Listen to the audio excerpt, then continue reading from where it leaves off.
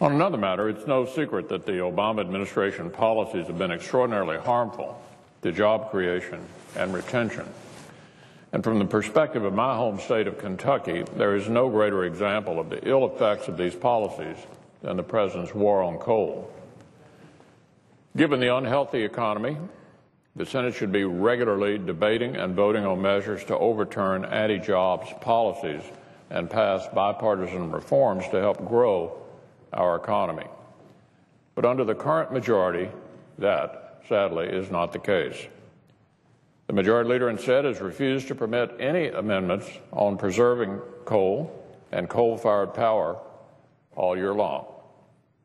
None whatsoever. No votes at all. Even though the Obama administration's anti-coal rules not only adversely affect states with Republican senators, such as Kentucky, but states represented by Democratic members as well. The Senate's failure to address coal is reflective of the chamber's dysfunction. While the House is passing bipartisan jobs bills, Senate Democrats' priorities are show votes. Let's review where we are and how we got here. In 2008, candidate Obama said, quote, "If somebody wants to build a coal power plant, they can. It's just that it will bankrupt them because they're going to be charged a huge sum for all the greenhouse gas that's being emitted." I'd have to say he's been true to his word. Americans have seen a barrage of regulations and red tape from the President's Environmental Protection Agency, strangling the coal industry, one of my home state's most important sources of jobs and economic development. Kentucky miners and thousands more from the Commonwealth whose jobs rely on mining are feeling the pain from the President's efforts. The regulations and lack of certainty in the coal industry that this administration has caused have contributed to a loss of 7,000 Kentucky jobs in that industry since President Obama took office. 7,000 lost jobs. That tells me that the overregulation that this administration's EPA keeps piling on is contributing in a major way to the job decline in my home state. Those of us who represent coal states have made numerous attempts to rein in the EPA, but the Majority Leader and fellow Democrats here in Washington have blocked us at every turn. Last September, I introduced the Saving Coal Jobs Act. The bill would have ended the abuse of the permitting process by the EPA by requiring the agency to approve or veto mining permit applications within 270 days of their submission. Simply a time limit to make a decision. This legislation is necessary because the EPA's tactic of choice is to sit on permits, effectively killing them. My bill also included language prohibiting any new carbon emission standards on new or existing power plants as mandated by federal agencies without the approval of Congress. After all, Congress, not the executive branch, is supposed to write our nation's laws. Unfortunately, what happened when I introduced this legislation is something that's become all too familiar. When I made a motion to proceed to the bill, it was blocked by the Majority Leader. So, Mr. President, this April, I offered my Saving Coal's Jobs Act as an amendment to the then pending unemployment insurance bill before the Senate. This motion was blocked by the Majority Leader as well. In May, I again offered the Saving Coal's Jobs Act as an amendment to the then pending energy efficiency bill. Once again, it was blocked by the Senate Majority Leader.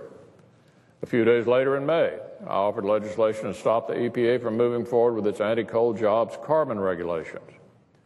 My amendment, introduced along with Senators Vitter and Hoeven, would have halted the administration from moving forward with new regulations on coal-fired power plants until the technology required to comply with the regulations is commercially viable, which currently it is not.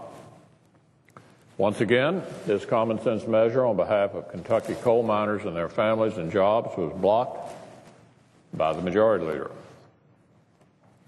And that bill was originally sponsored by a colleague on the other side of the aisle, on the Democratic side. It fared no better under the Majority Leader than do Republican pro-coal bills. Moreover, the Majority Leader isn't just blocking pro-coal legislation on the Senate floor. He's also willing to shut down the committee process for fear of pro-coal amendments having the votes to pass. In June, he had the Senate Democrats prevent the Energy and Water Appropriations Bill from being marked up when they learned I had the votes for my amendment reining in government regulations on coal-fired power plants. So once it was clear the votes might be there in committee, they shut down the committee process. Earlier this year, the President's EPA announced new regulations it wanted to enact on existing power plants that would be a dagger to the heart of my state's middle class and constitute the single worst blow to Kentucky's economy in modern times. The proposed EPA regulations on existing power plants would kill jobs and raise utility rates across the state while making the transmission of electricity less reliable. The regulations would adversely affect Kentucky power plants that account for literally thousands of Kentucky jobs. These regulations are why this June I introduced the Coal Country Protection Act, legislation to block the President's proposed regulations on carbon emissions from existing power plants if those regulations eliminate jobs, cost our economy dollars, increase electricity prices, or jeopardize electricity reliability. Those requirements are just common sense. And yet, once again, the Majority Leader refused to allow a vote on my legislation. The importance of my Coal Country Protection Act is reflected in the findings of a recent Government Accountability Office, or GAO, study. My colleague Senator Murkowski from Alaska requested this study, which found that as a result of EPA's existing and proposed regulations, the number of coal-fired power plants closing across the country is even higher than what was originally estimated by the GAO in 2012. These planned coal plant retirements are largely due to EPA red tape. Current proposed regulations, from carbon regulations to proposed lower ozone standards, will only make this number increase if they move forward. These shutdowns mean higher electricity prices. Sadly, EPA bureaucrats don't understand or don't care about how the abundance of coal in Kentucky permits the state to benefit from relatively low energy rates, which makes our businesses more competitive and makes it easier to attract jobs. And as we saw during last winter's cold snap, our country needs coal and ready access to it. Coal allows us to generate affordable power when there is an uptick in electricity use combined with spikes in natural gas prices. But as the EPA uses administrative fiat to terminate existing and future coal-fired power plants, there will be less coal when we need it the most, when we need a source of affordable power. Families throughout the country that rely on coal for electricity could find themselves in a tough spot in the near future with the current administration in office. So, Mr. President, those are the facts about this administration's war on coal. But let me provide a more vivid picture about Kentucky coal itself. Kentuckians have been mining coal for generations. Kentucky coal helped power the Industrial Revolution that transformed our economy into the largest and most prosperous in the world.